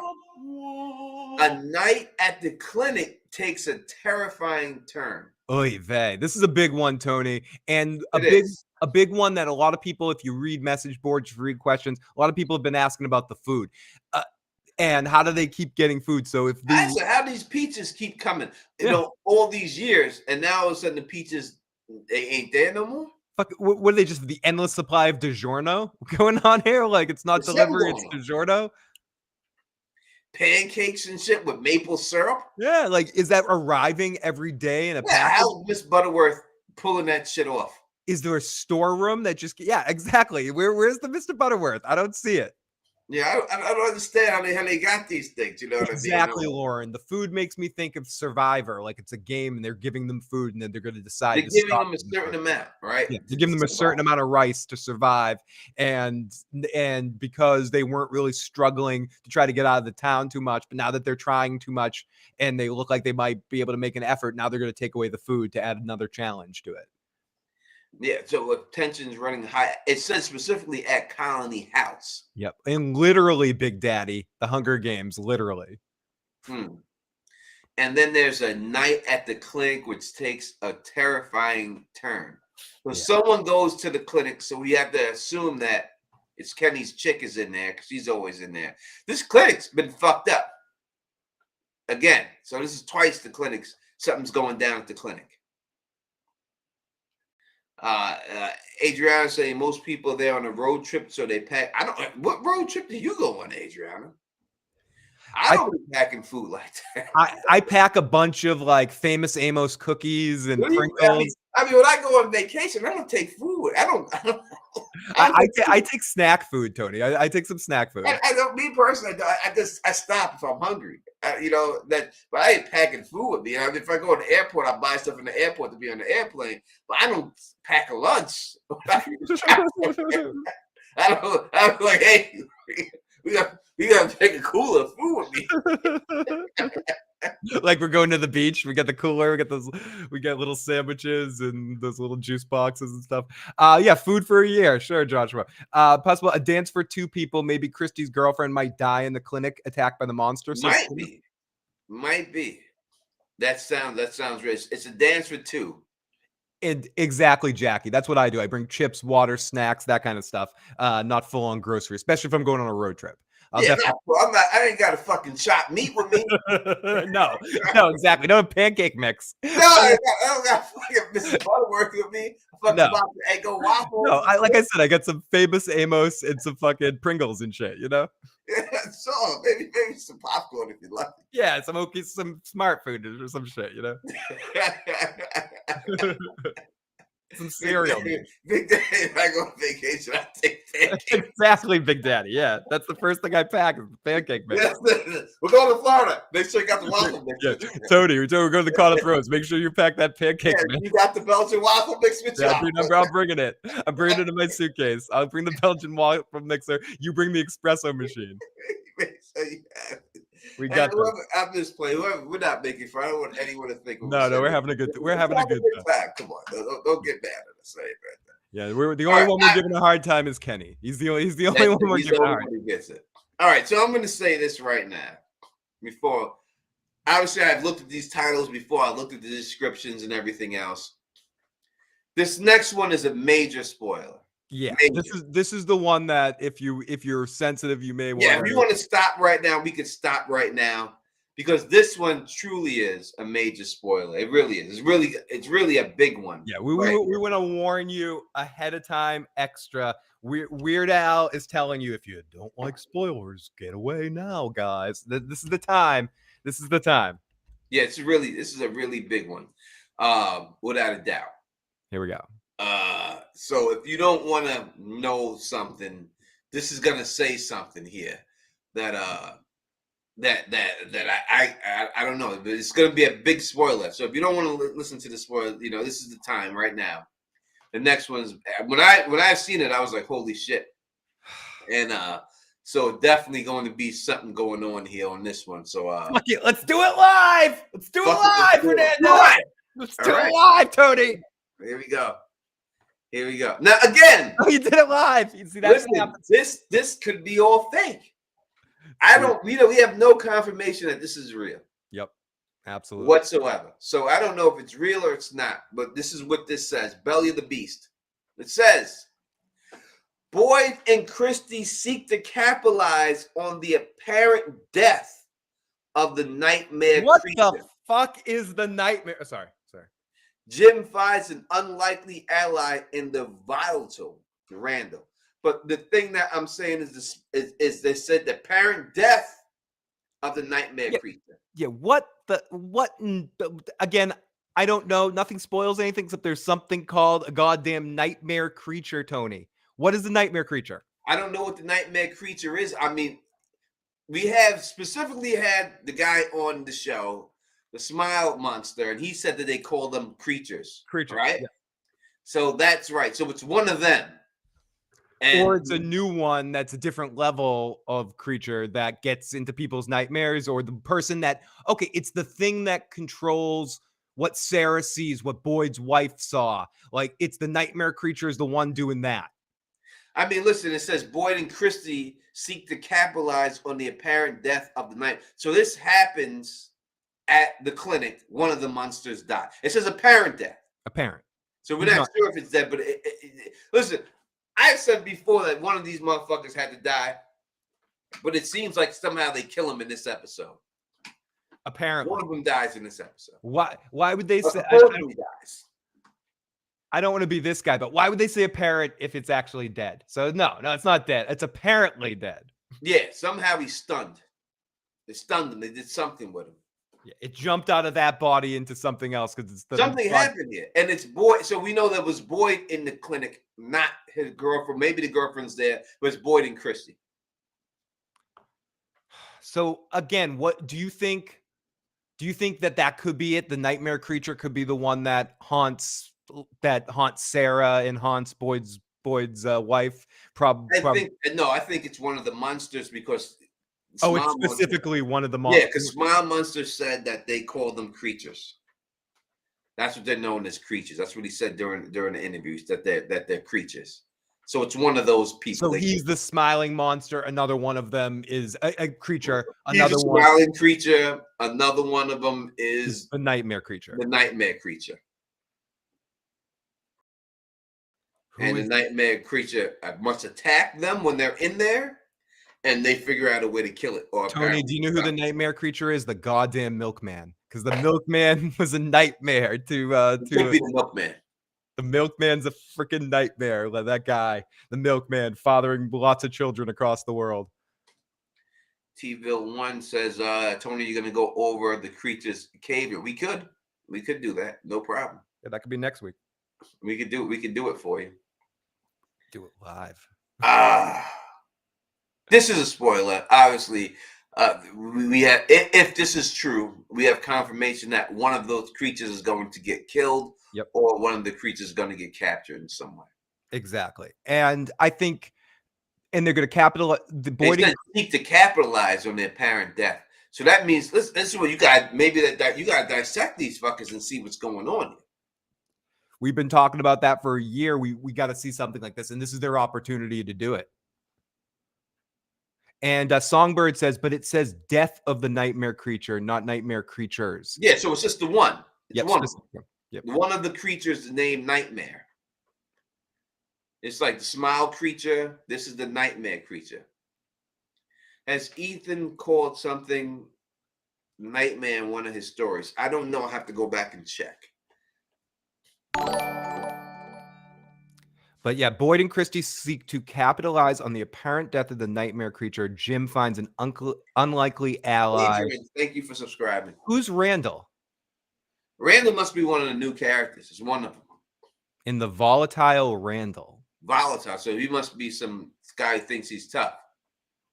Yeah. Someone says that the black guy doesn't look like he thinks he's tough. Chris Evans could be him.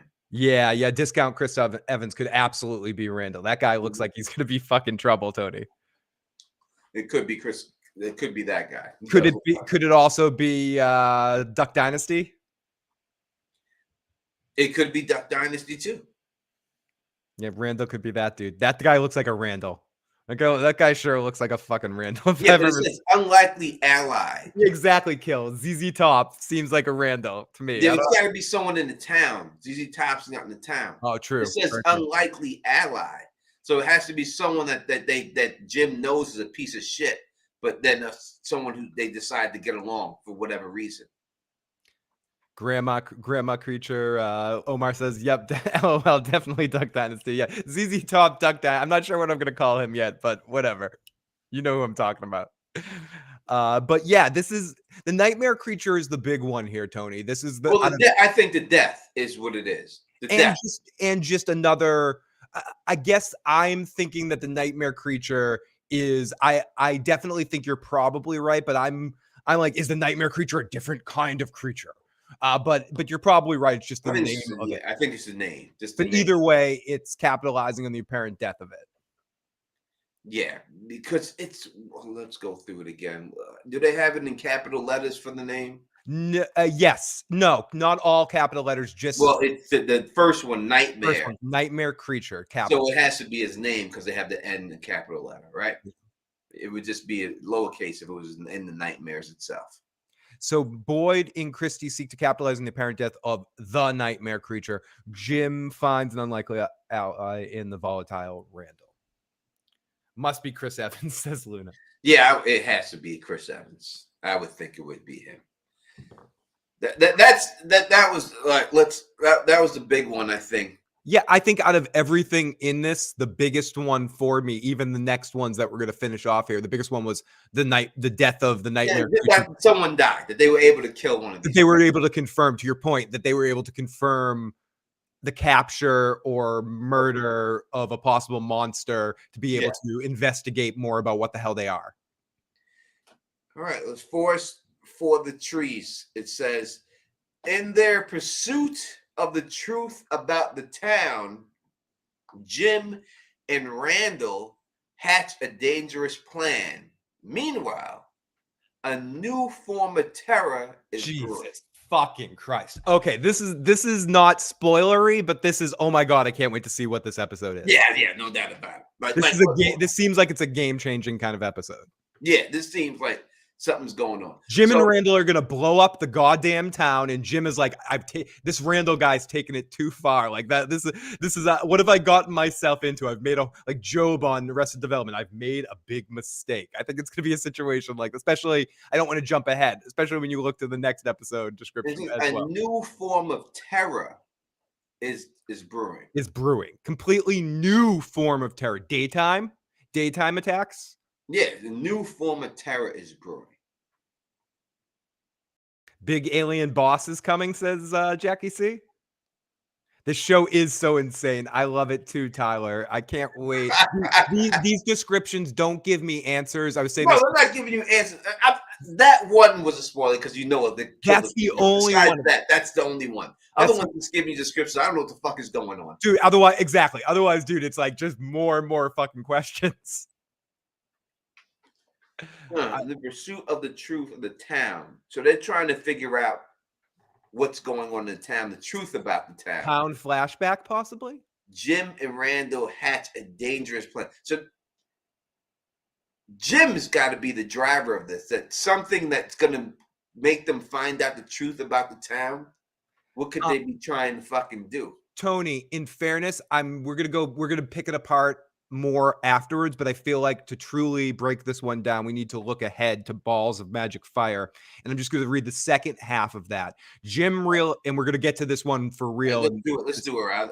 Let's just do it live. And then let's do it fucking live. And then let's just go back to Forest of the Trees because I just want to read the second half. Jim realizes the magnitude of his mistake he made by enlisting Randall in his cause. So I think Randall's going to be Jim's going to realize. That's why I was saying that Jim's going to realize at one point, what the fuck because I think you're right at first. Jim's going to be the driving force, but then Randall's going to take it too far. Unless Randall is the mole. Randall could be Moley. He could be the mole. Panic spreads through the town as the residents face a chilling new threat to their survival. So it goes back to both of them. Right. Both these episodes seem connected. So something's coming for them.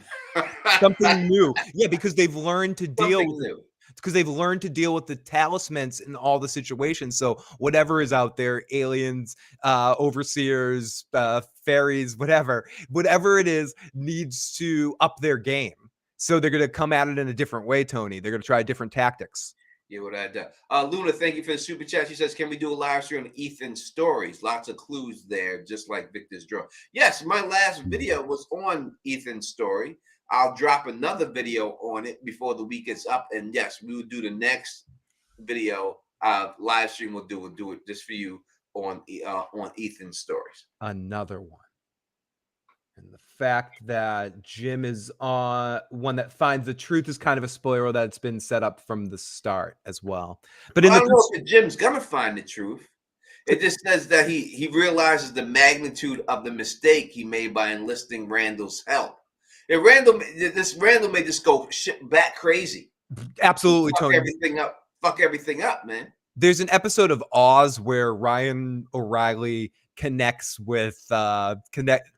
enlists someone from the IRA to help him in a plan in Oz. And at first it seems like Ryan is the driving force, and by the end this guy builds a bomb and is going to blow up Oz, and the bomb ends up not going off, but it's whatever. But it's that kind of situation where I think at first it's going to seem like Jim is pushing what's going to happen, but this guy turns it around. Could it be the flood? It could have something to do with the flood, but and this is a flood coming because we've seen in Victor's pictures. Tony, this leads to my next question for you, because we've talked a lot about the descriptions of these two episodes with the Jim and Randall situation, because I fast forwarded here, but I also want to get your take on what the goddamn hell is the new threat. What is your read on what could possibly be this new threat in town? It could be the flood, because we did see them before talk about seeing pictures of a flood and everyone floating in. Maybe they see the water coming and it's rising and it won't stop rising. And because we've seen the pictures, and I don't know. Can I pull it? Let me see if I can pull it up. Yeah, go for it. Where I'll take a couple of the comments while Tony's All pulling right. that up. Anna says the trees might be the new threat. Songbird says Randall might burn down the forest. That's definitely a possibility too. And whatever Jim and Randall are hatching causes the other side to up the new form of terror is brewing. I don't know if it's going to be connected to what's going on. Kill says floods, spiders, ZZ Top freaks out like Boyd's wife. Could be goddamn anything. I'd added the goddamn, but Kill, you're absolutely right. I love Oz, classic show. I agree. It's underrated when you look back at all the great HBO shows. I'm going to look back at it. Hopefully, I'll get Tony to join me over on my channel and do some little Oz look backs. Obviously, Harold Perrineau is a huge part of that show. And great show, underrated because its big brothers around it are the two best series of all time with The Sopranos and The Wire. It's hard to not be the underrated middle brother, even though it was the oldest brother. But when you have two brothers like that, Tony, when you got the Oz and The Wire surrounding you, it's no surprise 6 Feet Under and Oz get forgotten about in those great early HBO series because of how awesome The Wire and The Sopranos are. You're talking about the two of the best that ever played this game, essentially. Here's the floods. Yeah, when you look at this picture right here, this is definitely a flood from Victor's picture. It's all in blue. Everything, if it wasn't a flood, then there would be no reason for them to have the blue there when he has green grass underneath it.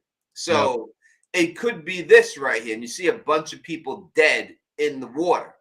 So it could be a situation like this is what I'm thinking it might be. This could be the upcoming threat that the water is rising and there's a big, huge flood and these people get flooded out. It could be that's what I would think that it could be, this flood. And there's another picture of the flood. Let me see if I could put it, if I could find it. I definitely think you're on to something. I mean, we've been talking about the possibility of a flood for a while, so that could be the panic spreads around the town residents as they face a chilling new threat for their survival. A chilling new threat for the survival, that could definitely be a description. Panic sets out as the place starts flooding and they try to get for higher ground. Well, there's one picture I know that show them on the roofs. Oh yeah, with the people standing on the roofs and stuff. Yeah, right here. So if you look right here on the top, let me see if I can blow it up a little bit. And right there on the top. Yep, right. That picture right here. You can see the water all the way up to here, and someone's on the roof of the house right here. You can see that, right, Phil? Yep, absolutely. Yeah, so I think that's right here is proof that could be the flood. It could be a flood. It does sound like it's going to be some type of monster attack. And they're setting you up to think that. But you have to think that if it's the whole town that's in jeopardy, it has to be something that threatens them all. And it could be the flood that gets them. And Tony, before you go off this image, I want to jump what Big Daddy says. The spider too with the water. Could the spider be a part of the flood as well as it we could see be that? Itsy Bitsy Spider could be a situation where it's that right And there. if we look at that picture with the raindrops and the flood right below it, we do see the spider there as well. Yeah, so it could be that. You know what I mean? But I would think that it could be either, but it might have something to do with the flood. And But that but it'd be fire with the flood. Balls of magic fire, then no floods coming. And yeah, panic and yes, it does make me think, just with everything we've seen in the series so far, that it would be another monster of some sort. But panic spreads throughout the town. Residents face a chilling new threat. That could definitely be describing a flood. That sounds like it could absolutely be describing a flood. Without a doubt. All right, last one, episode 10. It says, Boyd fears he may have finally run out of answers as the residents of the town prepare for the end. Oh, no. Tabitha clings to the belief that the children could be the key to their salvation. Again, the children of the goddamn forest, Tony. They're always there, these damn children. These damn children of the forest. They're always there. Just when you think you're out, they claw you back in. But okay, so the children of the answer, meaning that the children, could could this be confirmation that I might be right about something, where there's something to do with the children being converted from normal to monsters, and there's some crossover period where they're still normal but they look all demented? Or do they mean the actual children in town, like Ethan? Like which children are they talking about here? The fucked up children that we see behind you standing right there, or the actual one child that we have in town? It's those two children that you see behind me. Yeah, that's what I think too. That's what I think too. It's got to be them. That's the only children. They haven't said anything about the children before, but it would have to be the children that's behind me in my screen share. These children have to do something, and she says that there's the key to their salvation. I said there's something going on with the children and everything else. You know what I mean? T-Ville saying it could be a fire like in Victor's drawing. I don't think that would affect the whole town. That's just one house on fire, T-Ville. So this is something that's going to affect the whole town. When you look at the flood, especially when they show the picture of the flood, this floods all the way up to the top of the house. It's covering up the trees and everything else. When we look at the other picture of the bodies, there's a bunch of bodies in the flood. Yep. Right. So that would affect the town. Everybody there. The one fire picture, I'll bring the fire picture up too, real quick. These kids definitely have seen some stuff. They may have the answers, says Jackie.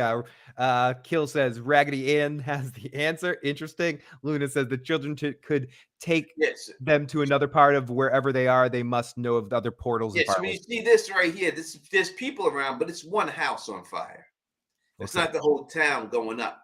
But, Great Balls of Magic Fire, I can hear what they're saying, no doubt about it, why you would think that. But it just seems like it's one house up in flames. On the flood picture. And I think I'm joking about it, but I think the song Great Balls of Fire will be played in that episode. On the flood picture, there's multiple bodies ripped to pieces floating in the water. Yeah. Yeah, that looks like like the town is dealing with a mass death kind of situation, going into a panic. Yeah, people's heads are decapitated, their arms are off, and everyone's sad, and tongues are ripped out, and everything else. Jackie says Mel is coming with the cleansing flame. So I don't know. I don't know. I would say, to me, it would look like the flood is what they're saying, that they're impending doom. Like everyone is thinking that this is going to happen, right?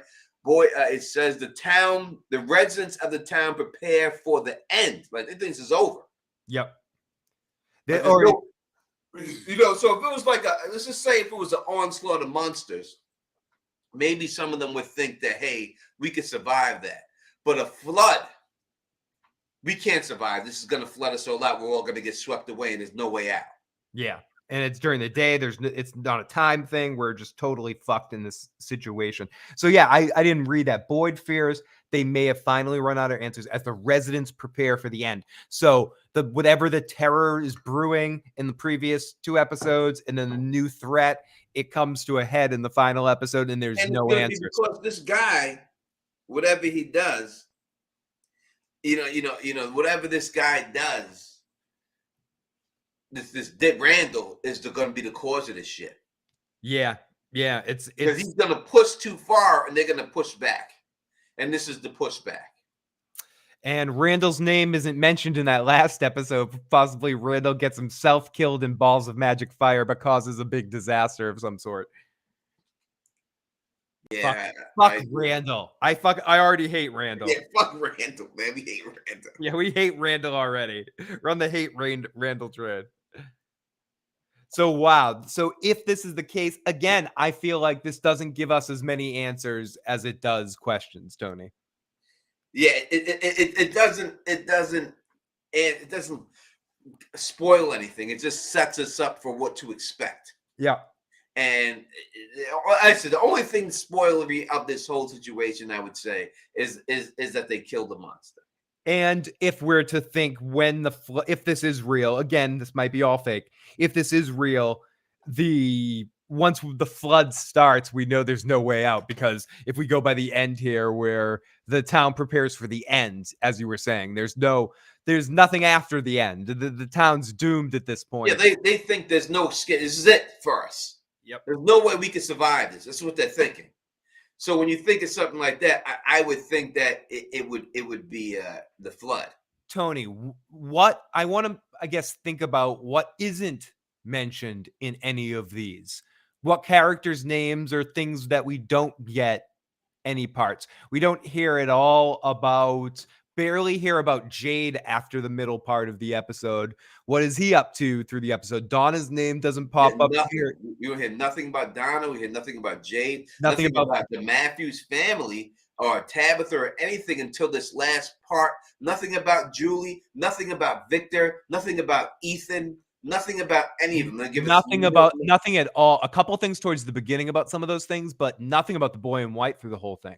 Nothing, one word about the boy in white is in there. I did make a video about the talismans and where they came from. You can definitely find it on my channel in the From Season 1. It'll just be the From playlist. Would it be? It wouldn't be in the Season 2. It would be the From playlist one. I have that there. But funny that I said the flood, and I told you that they could have new people coming on the boat. We said that last week. Yeah, we did.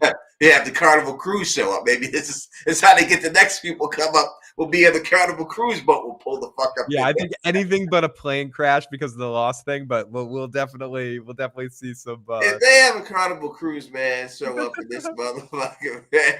Honk, honk, honk, honk. At the end of the season, we just hear the honk, honk, honk. And definitely check it out, Tyler. Check out. Lauren says maybe kill a monster, so not that super spoily. It's going to, so when that episode airs before that, you're going to think that monster is dead. And that's what they're saying, that they're going to stop that monster somehow in its tracks. Somehow they're going to stop the monster. And it's going to be apparently dead. Doesn't mean it really is dead, but you're going to think when that episode ends and they're going to think that they killed one of these monsters. I just think it's interesting the choice of the word apparently, like to make sure that's in there. Yeah, just to put that in there, apparently means he's not dead. Exactly. He's not dead. He's not dead. They think they kill him. See, I would make sure. See, if I stop the motherfucker, I'm gonna chop you into bits. Dude, yes. Like I'm going to dissect your body, every limb that you got. So there's no apparent about it. I'm gonna dissect your whole body. And that's going to be it. It's a love boat. Yeah, so he already told Isaac's coming over. Yep. Making drinks for people and shit. And shit. It's happening. The love boat is coming. But yes, exactly, Tony. If you deal with the situation, there's no apparent death if you get one of these things. They're being chopped up, put in the blender. This thing's. No, I'm going to kill you 1,000 times. Oh, what up to my homegirl, Captain Obvious, in the building, rocking with us right here. Charo from the Love. Charo is one of a very underrated, amazing guitar players. She plays. I fell in love with Charo. Charo's incredible. Not only is she unbelievably beautiful and incredible, she's also she's the original Coochie Coochie. Coochie Coochie. No one called Pussy Coochie until Charlo. Charlo's the one who made that. She did it in a way that she got away with saying that on public TV for that. If she's on screen, they don't bleep her out saying coochie. No, she can say coochie as much as she wants. She's the one who made up coochie. Coochie coochie. Luna wants to know who's going to survive this entire season. Who won't? Me and Phil came to a consensus, I guess, on one that there won't be a major death from a cast member. They have to. Mm-hmm. So when there has to be a major cast member, I think it has to be someone that you actually care about. Yep. To make it have an impact. There's only a couple of people you care about. Ellis. I think Ellis, Boyd, Donna are the ones. I think our two guests are very in dangerous territory this season, Tony. Yeah, one of them has to go. One of our two those favorite are the only people you care about. Everybody else is secondary. I mean, is Tabitha dying? No. Is Jim dying? No. Listen, Jim fucking with this Randall, maybe he could die. Maybe Randall gets Jim killed. He would be Listen, Jim would be a big death too. Yeah, so Any of the Matthews would be a big death. Could Tabitha die? Mm, no, because it says in the last one, Tabitha clings to the hope that the children could be their salvation. Right. She's gonna be. She's the connection to the children. So no. Yeah, she's gonna end the season like she ended the last season. I don't. Maybe it's season 3 death with one of the Matthews. Unfortunately, I do think it's probably gonna be. I don't think Kenny dies. I don't think Boyd dies. I don't think. No, it won't be Kenny. It can't be his mother. It wouldn't be big enough. It has to be someone you care about. It's not going to be Kenny's girl he wants to fuck because she's not big enough. It has to be one of the big people. Honestly, it's probably Fatima, Ellis, or Donna. It's one of those 3. It's one of them. One of them is going to go. And it looks like Donna would be the one because she's replaceable. Not as an actor, please. Liz, I love you. In case you're watching, I love you. And if you do get killed off, we said you could join us in the podcast. Oh yeah, she's gonna become like our the third. Yeah, she's gonna take the Bridge 4 seat. Yeah, exactly. She'll bring her in, but it seems like she could die because you could have Fatima take her spot. Yeah. Everything that she's doing, Fatima could do. Fatima could run Colony House. Or you could go the other way around. They kill Fatima, and you could, because they're going to get married. So the fact that they're supposed to get married, usually that doesn't happen. You could see Ellis. I can see Ellis going. That's why I say it's one of the 2 of them, because they're not getting married. They're not going to be happy. Bad shit's happening. No, I can't see them just having that one happiness. No happiness. Yeah, The whole thing is that the picture that they put up there with Fatima and Ellis looks like an Adam and Eve picture. Could it be Fatima that leads Ellis astray and gets him killed because she could be the mole? Yeah, it could be Ellis. Ellis would make sense in a warped way, and Boyd keeps losing everything, loses his entire family. As horrible as that is to say, and I'm not trying to pile more on Boyd, Ellis would make sense in some way. But audiences really do love Donna. But that's why that would probably be the most. That's why it works. Yeah, that's why it works. The more they care about you, the easier it is to kill you off. Yeah, the most emotional death is gonna hurt the most, and that's why she's in danger, because she's the heart of the show when you watch it. So I could see them going in that direction, but I hope not. I hope both Fatima and Donna are okay. I hope they last the entire run. Me too. I don't want them to die. Yeah, and same with that. One of them's got to go. So they're going to kill just about everyone who comes on the bus. I think maybe 1 or 2 of them survive to next season. I think it would be the black kid, if anyone, because he's the one having the seizures. So maybe he makes it. But most of them all will die. When it comes to this, that's not an emotional enough death for you. When you look at season 1 and you look at the deaths there, we didn't get that huge emotional death. Could it be Sarah? It could be, but I think she has too much of a part to play. That's why I wouldn't, and still it wouldn't be emotional because had people hate Sarah, had people like her. It was Father Kotry was the emotional death of season 1. That everyone seemed to like Father Kotry, and it came out of nowhere. So I think it would be a same situation like that. Yeah, you need one of them to go, and Donna seems to be the likely person. Donna or Ellis. If they killed Sarah, I think it would be earlier in the season. It wouldn't be emotional. It would be a conflicted death where Boyd is like, "Don't kill her. We need her," and someone in the people in the town decide to go act a little crazy and end up killing her, and it feels uncomfortable. It won't be emotional and sad. The sad deaths are, again, those 3, unfortunately. Ellis, I mean, there's other ones, but I think other ones aren't realistic. I will be horribly surprised if they end up killing Kenny. How about if they kill Kenny.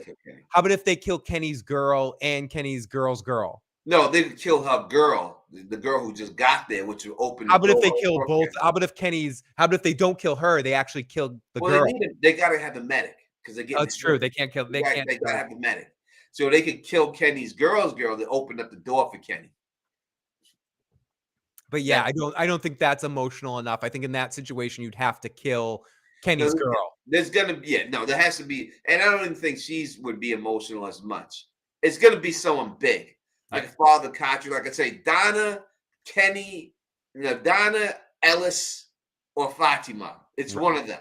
Yeah, and One of them. obviously there's other ones too. It could be, but I think Tony and I both agree that it's not Kenny, it's not Boyd, it's not Jade, it's not Jim or not any of gonna them. be Jade. Jade would be the same thing, but he wouldn't be as emotional. Some people may think he's a dick and they may not like him. It's going to be something that people care for. Like Father Kotri, no one had nothing bad to say about Father Kotri. He was right in the middle. He says Kenny's mom. Would you feel emotional about losing Kenny's mom? No, I'd feel the same way about Kenny's father. It would be a bad, but he's not a main cast. We need a main cast. She may die in this flood. It's not just going to be them. It could be other people die in the flood too. You know what I mean? Mm-hmm. Victor was digging all those graves, and he said a lot of people are going to die. Victor's not going anywhere, but would Victor's death be emotional? No. Only way his death is emotional is if he goes out like Hodor. Like he's going out saving them, and he sacrifices himself to save them. But that seems like something Donna would do, right? Yeah, absolutely, 100%. That's a Donna would go out there. Everybody go, and she stays behind and fights them off until she can't fight no more, and then she gets killed. That would be a great scene for her to put. You could see her. I can see it right now. I can see it doing. Everybody out right now! She's here with the shotgun. They're going. And then they just overrun her, and then that time goes out like that, you know. Like how Barristan's death in Game of Thrones should have been. Yeah. I could see it definitely. That would be the way I would see her going out like that, you know. Jim, it could be Jim. It says Jim fucked up messing with that dude. Maybe he could do it either. Yeah, I mean, if anyone in the Matthews family is going, it's Jim. Right? Like if we're taking bets on the Matthews family, I don't think Julie, who another character doesn't get mentioned once in this whole description, no mention of Julie. The Tabitha's not going anywhere. She's almost one of the main characters, I think, and the little kid's not going anywhere. I think Jim is the most likely Matthews member to die in this next season. Vegas odds. Yeah, I would think it would be Jim. Julie is not. It would be sad that Julie died, but not. Julie's not going anywhere because she doesn't have a. Jim has a skill set that they need. Julie doesn't have a skill set that they would need, so it would be a big loss to lose him. Yeah, and Julie's not going anywhere. She's end game character. I think you can see, if you look closely on this show, I think you can almost see who the end game characters are going to be, and I think Julie's going to be the last surviving member of her family. Julie's making it. Her brother's making it. But the parents, both of them, I have a feeling both Jim and Tabitha will die at some point in this series. They could. Personally, I think the kids survive. I agree. I think it ends with Julie taking care of the kid alone. Yeah, it could be that. Without doubt, I can see Victor not making it out and everything. I think Jade survives. Jade will make it. I think Boyd could sacrifice himself. So Boyd's gonna die at the end, a la Jack in Lost. Spoil. Sorry, everybody. Sorry, people that haven't watched Lost. But what are you waiting for? Come on. Yeah, There's there used to be a statute of limitations with spoilers, but it's we call ourselves the usual suspects. But I feel like I can't even talk about what that movie, The Usual Suspects. One day we'll get Bridge back and we'll do a review of The Usual Suspects. I would love to do that. Yeah, Tabitha's the hottest one in the show right now. I would hate to see her go. 100%. I would hate to see her go. Golly. Julie could go, but I think they have plans for her. She's getting her voice. That's how I feel. I feel like they're setting her up in the way to be like the person that's going to lose her whole family and have to step up. You can see the stepping up within her and the changes that they're kind of building on. And this is just watching too much TV and feeling like that's the direction they go. They could swerve me. But I do think at some point, both her parents die or get incapacitated in some kind, and Julie needs to step up, and they're setting that up down the road. But that's season 3, season 4 stuff. Yeah, you know what I mean? Yeah, Boyd's carrying the show, and it's his show. I don't see him not going anywhere. He's on the promo poster 2 years in a row, right? So I can't see him doing anything. Oni. Jackie C brings up an interesting point. She's challenging me. Is it Phil? Is it The Usual Suspects, or are we the unusual suspects? Oh the usual suspects. Usual, not unusual. I mean, I'm unusual, but Tony and Bridge are fairly normal dudes. Come on, It's the usual I'm suspects. pretty unusual, but again, Tony and Bridge are normal dudes. It's the usual suspects. We're the usual suspects. Yeah, it's like the movie. But I understand why she says it. I mean, it's definitely accurate for me. 100%. 100%. That's accurate. All right. So I hope we didn't. Listen. My biggest thing was I didn't want to ruin anything for anybody and stuff like that. No, and I think as much as this does disclose a few things, it is goddamn Googleable. Like if you literally Google from season 2, the episode guide with these descriptions pops up. So it's there. It's worth talking about because you guys are going to be reading it and talking about it anyway. And if you wanted to get away, we gave you plenty of warning. Tony, we do have another voicemail from the voice at 916 whenever you're ready. Oh, shit. Yes. Here we go. I'm glad. Thank you, voice at 916. Let's get in here. Hello, this is the voice at 916. Awesome live stream. You can tell I've already started slurring. Oh my God. But Phil, stop bringing up Lost. I'm Oh sorry. my God, don't make that comparison. I'm sorry. It jinx us. Please.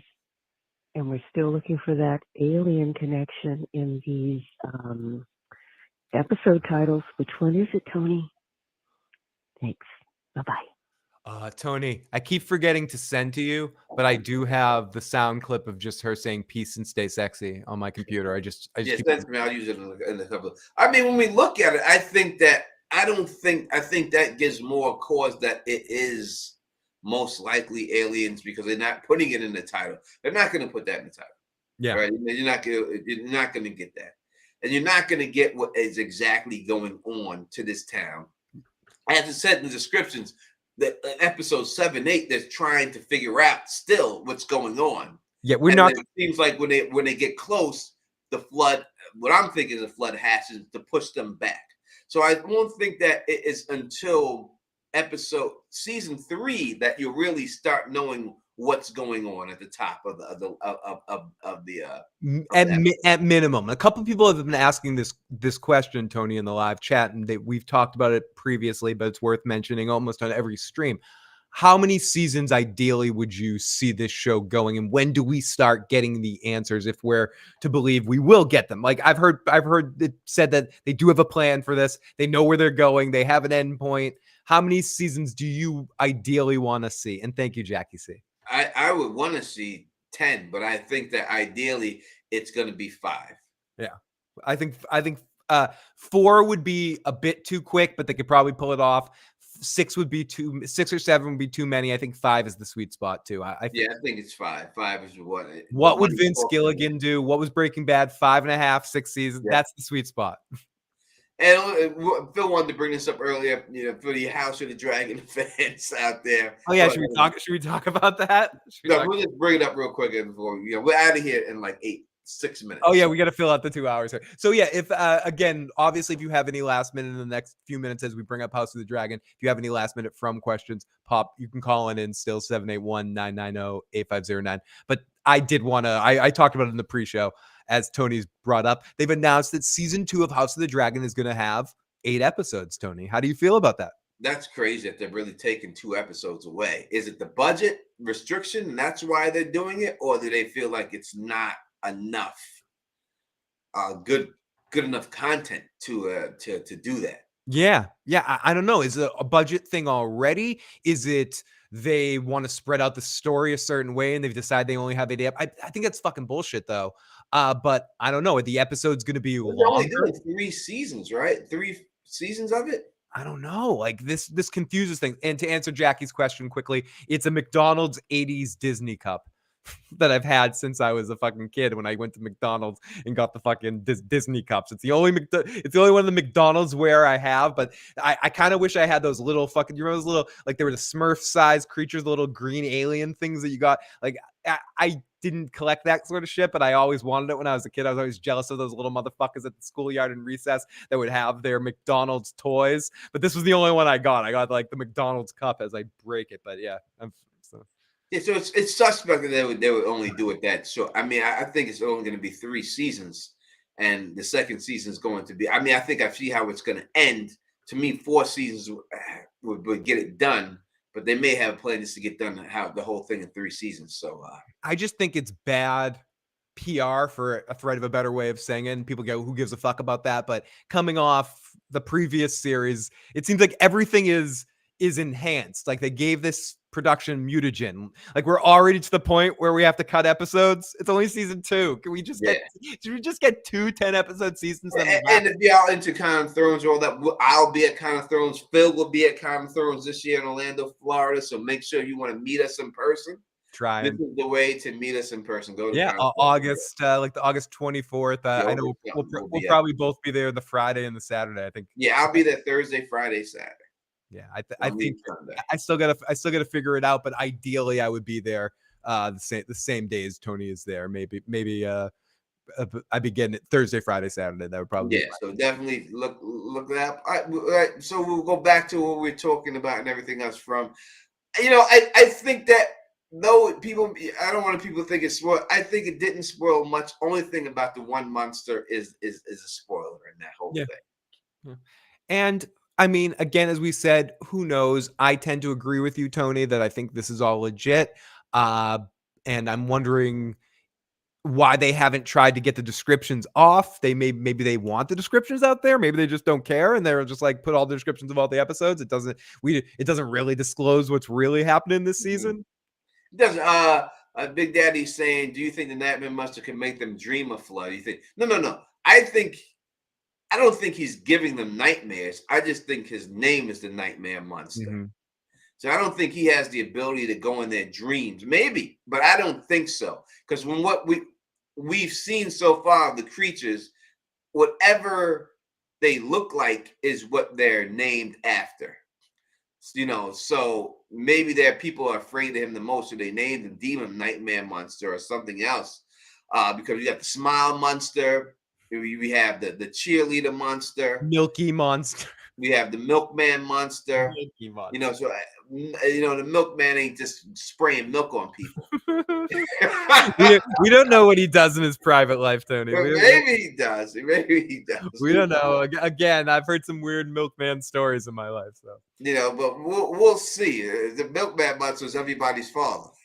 And Jackie C, I feel you there. I'm still trying to figure the situation out myself, but if you can't figure it out, we would love to meet you down there on without a shadow of a doubt.